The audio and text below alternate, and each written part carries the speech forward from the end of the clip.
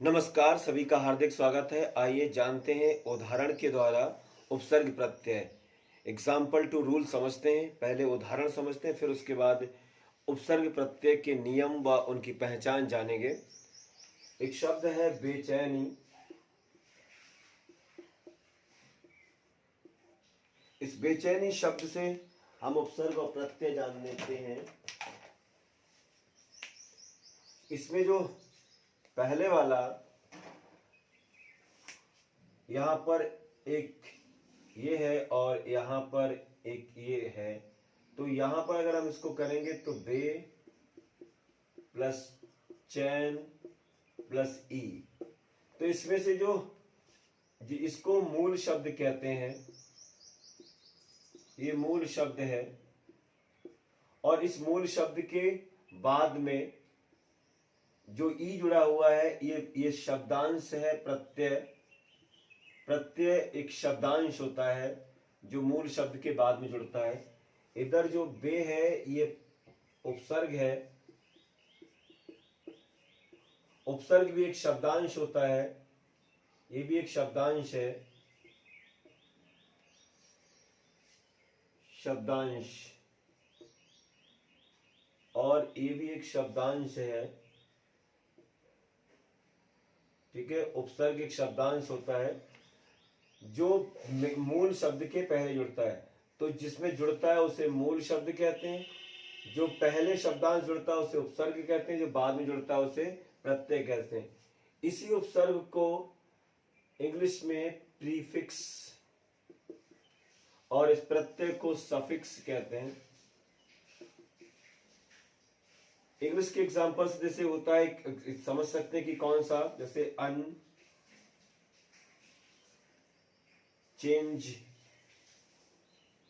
एवल। तो अनचेंज में जो शब्द है उसमें जो अनचेंज है, जो चेंज है, और उसके आगे अन लगा फिर एवल लगा, तो ये जो एवल है ये सफिक्स है। जो अन लगा है वो प्रीफिक्स है। और जो है ये रूट वर्ड है। रूट वर्ड मतलब मेन वर्ड, ये रूट है, इसको मेन वर्ड भी कह सकते हैं हम। अब जानते हैं इसके बाद में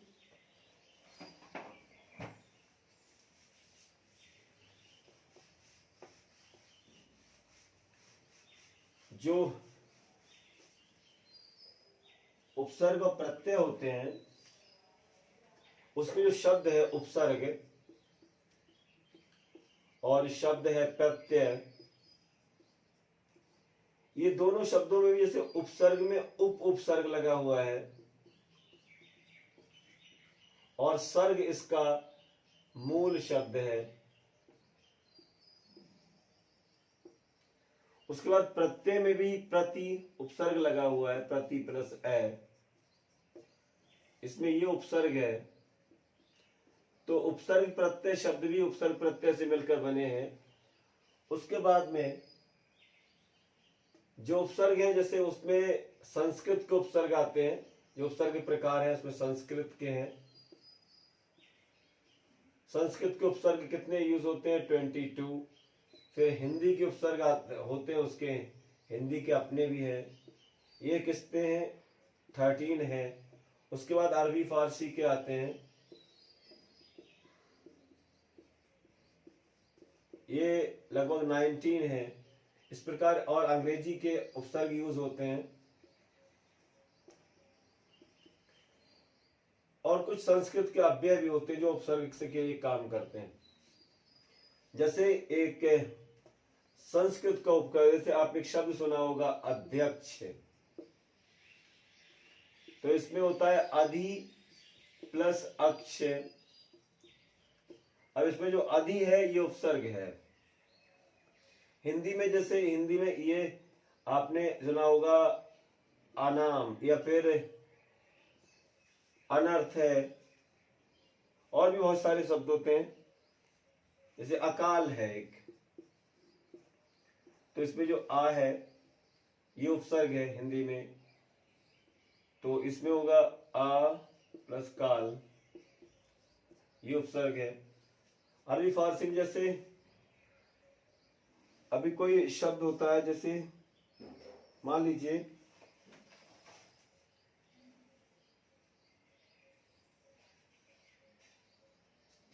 लावारिश है कोई,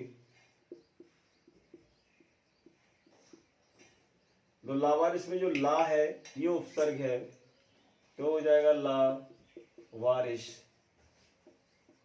और जो बाद में बच रहे हैं सब मूल शब्द हैं।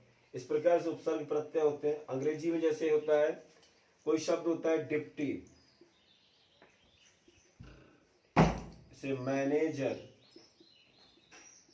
तो जो पहले है ये उपसर्ग है, ठीक है। जैसे जनरल मैनेजर होता है, या फिर कहते हैं हेड, मास्टर।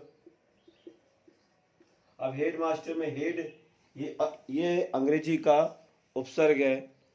इस प्रकार से हम उपसर्ग को देख सकते हैं, उपसर्ग की पहचान हो सकती है। उसके बाद में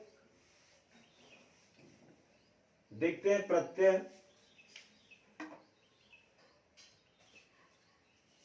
प्रत्यय में दो प्रकार के प्रत्यय होते हैं, एक होता है कृत, दूसरा होता है तदित्य।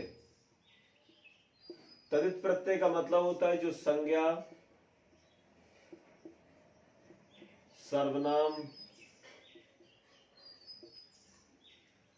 सर्वनाम विशेषण में जुड़ते हैं। और कृत होता है ये क्रिया में जुड़ता है, कृत प्रत्यय। और ये संज्ञा सर्वनाम, जैसे कहीं लिखा है, जैसे भूख है, भूख में आ प्रत्यय जुड़ा, तो भूख क्या है? संज्ञा है। इस संज्ञा में आ क्या है? प्रत्यय है। तो आ जुड़ा तो ये शब्द हो जाएगा भूखा।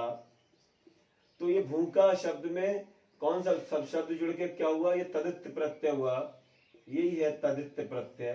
क्यों? क्योंकि संज्ञा में जो प्रत्यय जुड़ता है वो तदित्य होता है। और उसके अलावा क्रिया में जुड़ता है वह होता है कृत प्रत्यय। जैसे एक शब्द है पढ़, पढ़ के धातु में आई प्रत्यय आई जोड़ते हैं। तो जो पढ़ है ये क्या है? क्रिया है। संस्कृत में कहें तो धातु है। धातु क्रिया का मूल रूप धातु कहलाता है। इसमें आई प्रत्यय जुड़ता है, तो ये क्रिया जो जुड़ता है इसी को मिलाकर हो जाएगा ये पढ़ाई। तो यही कहलाता है कृत प्रत्यय। तो इस प्रकार हमने उपसर्ग और प्रत्यय का कॉन्सेप्ट समझा, उपसर्ग प्रत्यय के कुछ प्रकार समझे, उनका मतलब किस तरह से आते हैं उपसर्ग प्रत्यय। फिर मिलते हैं।